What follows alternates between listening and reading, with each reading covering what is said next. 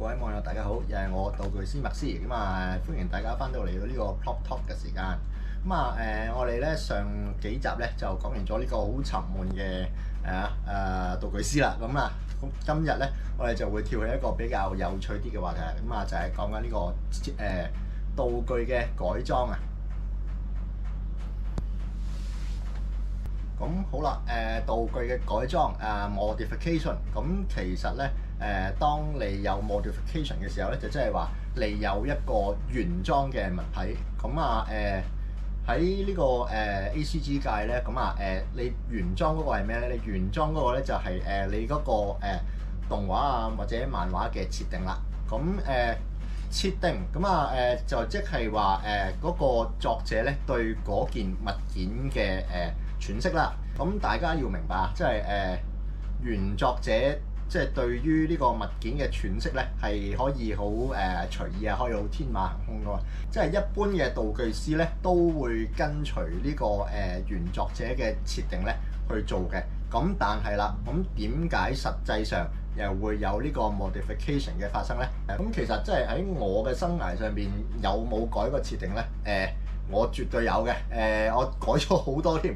即係攞翻我自己嗰啲嚟講啦。咁就係即係裝甲騎兵嗰個頭盔啦。你會見到即係當個男主角戴上個頭盔嘅時候咧，嗰個鐵圈咧係會憑空出現嘅。但係佢除頭盔嘅時候咧，嗰個鐵圈咧亦都會憑空消失喎。其實呢樣嘢咧就絕對唔符合呢個現實嘅。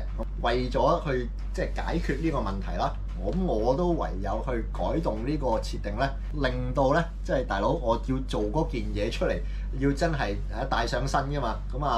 啲嘢冇得話憑空變出嚟噶嘛。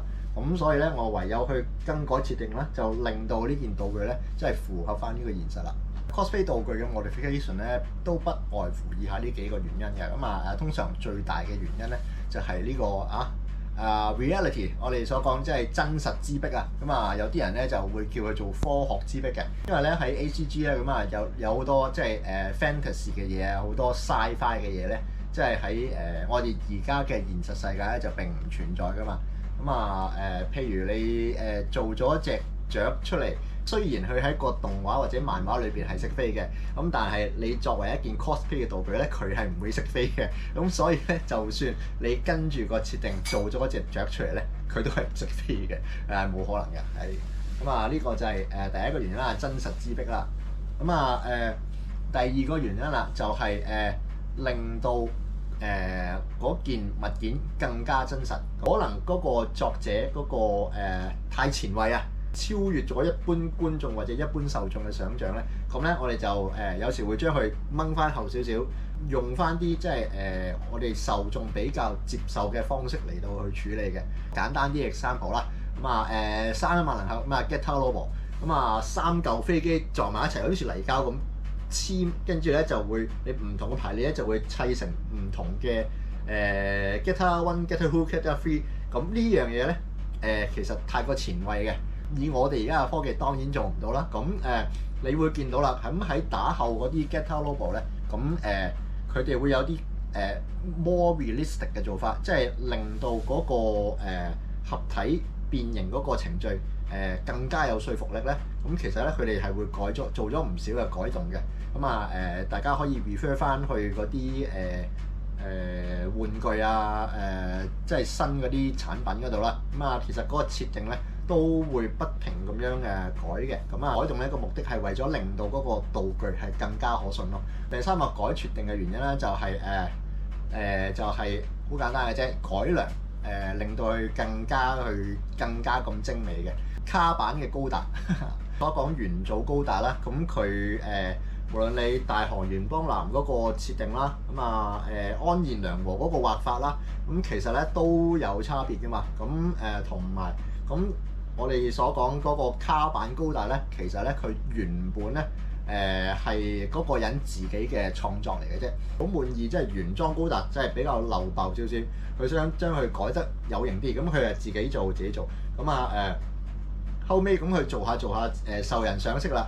而家直頭變埋呢個官方嘅設定之一添，即係你出嗰啲模型啦，你出到有卡版嘅模型啦，咁啊，你又會見到啊，其實咧呢啲都係一個 modification 嚟嘅。咁佢嗰個目的咧就係、令到嗰、個、道具咧就更加取悅呢個受眾啊。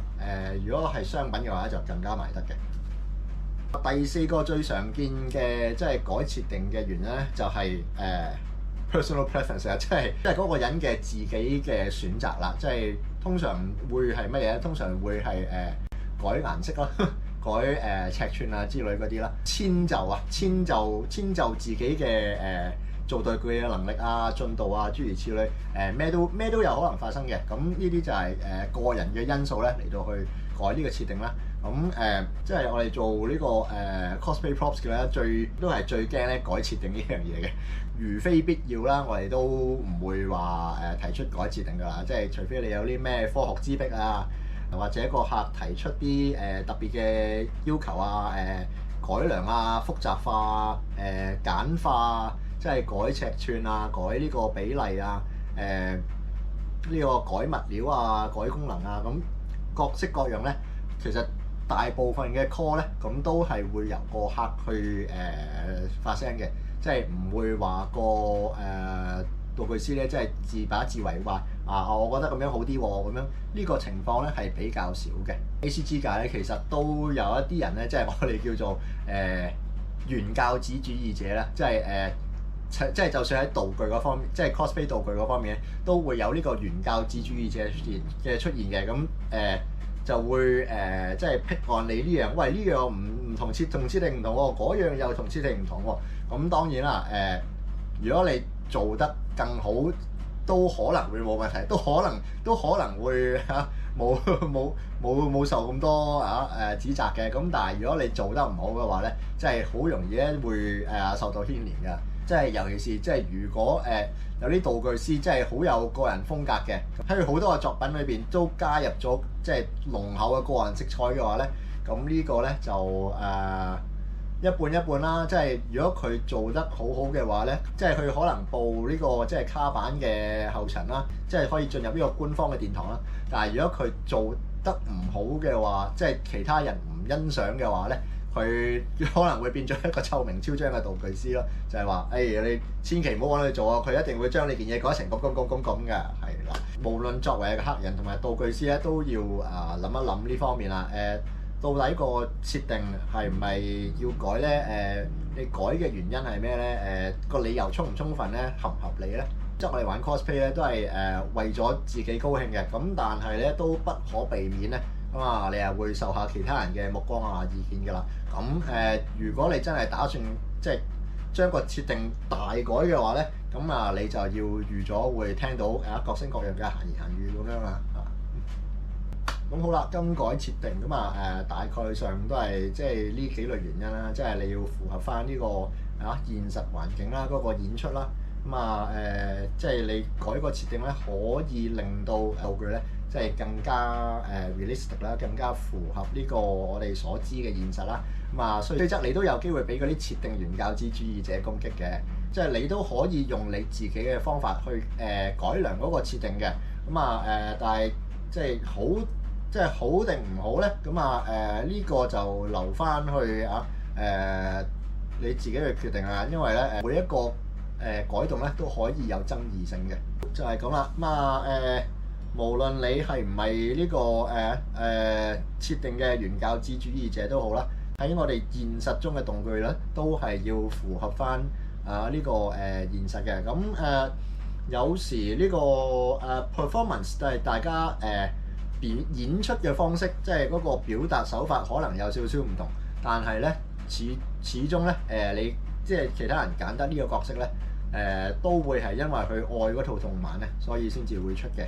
即係希望即係各位即係對於呢個改動咧，就多多包容啦。尤其是我哋呢啲做道具咧，真係好困難嘅，即係要面對住呢個科學之迫啊，又要符合翻呢個設定咧，即係都左右做人難嘅。不過呢個亦都係即係我哋道具師嘅存在價值啦，就係將呢個fantasy 啦，就帶去呢個 reality 啦，即係兩樣將佢夾埋一齊啦。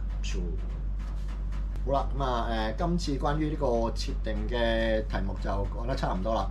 下次我哋繼續去下一個有趣嘅題目啦。好。